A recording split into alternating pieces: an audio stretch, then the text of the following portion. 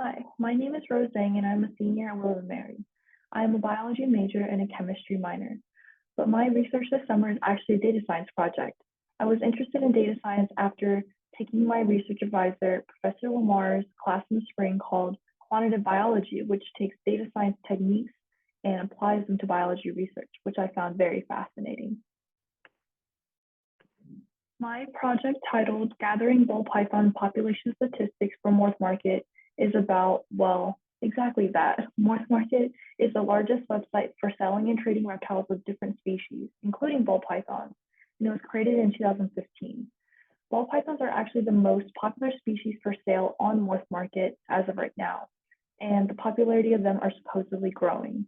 However, the growth of the captive population of ball pythons is still unmeasured in the United States, and people such as this user of MorphMarket, shown on the bottom left, have pointed out that the increase of ball pythons for sale have grown by thousands.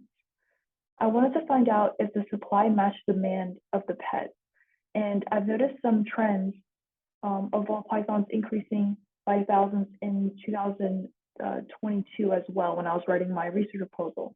There was a recorded 29,265 ball pythons for sale. As of concluding my research, which was August 29th of this year, 2022, there were 35,409 ball pythons for sale, which was a notable increase. My research project focused on obtaining the numbers to the ball python population, since during my research, there are actually no accurate numbers of the population currently. So a fair assessment of the growth of ball pythons cannot be obtained without these numbers to analyze. So how did I do this?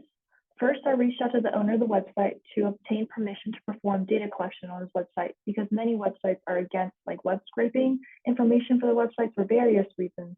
And by reading their website policies, I found out that I needed to obtain permission before I performed any automated data collections. And thankfully, the owner of the website allowed me to do so. I actually split up my 7 weeks of research into 3 different phases. Because I didn't know Python, the coding language, my first 2 weeks were focused on just learning the basics of Python and the process of how individuals would go about creating a coding script to web scrape, or in other words, perform automated data collection. In the 2 weeks after that, I was trying to analyze specific websites on MorphMarket that I wanted to pull certain information, and I was creating my coding script to pull this information. Then in the last 3 weeks, I was dedicated to running and debugging the code and analyzing the data. I took a screenshot of some of my coding script that I pulled that you can see here on the left, and I will put the links to both of my scripts that I created, one for analyzing and one for pulling the information into the description below.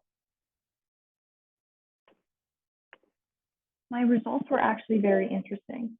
As of when I collected the data, which was August 29th, 2022, there were 273,938 ball pythons in total listed on the site, including those who were previously sold, currently on sale, and those who were on hold for those who made deposits on certain ball pythons. Using the numbers that I gathered, the ratio of the genders in each listed age group are fairly even. In all of the baby juvenile ball pythons listed, 51.5 of them were males. In the sub-adult category, 52.2% of them are females, and in the adult category, 51% are males. So they're basically pretty even. By looking at sheer numbers alone, it is easy to see that there are thousands of baby/juvenile ball pythons for sale than the older ones, such as the sub-adults and the adults. More research is definitely needed to know for sure what is happening with these ball pythons.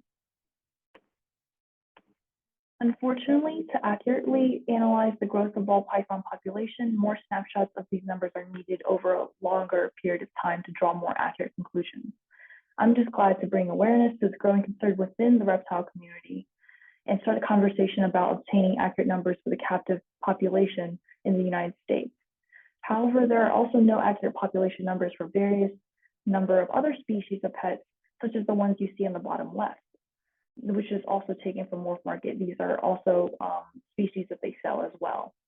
I believe that MorphMarket is the place to start in order to obtain these numbers, since they are the largest seller of reptiles, amphibians, and invertebrates in the world. And perhaps one day we can obtain these accurate numbers to be able to say if there's overbreeding or underbreeding of these species based on pet supply and demand. Thank you for listening to my research.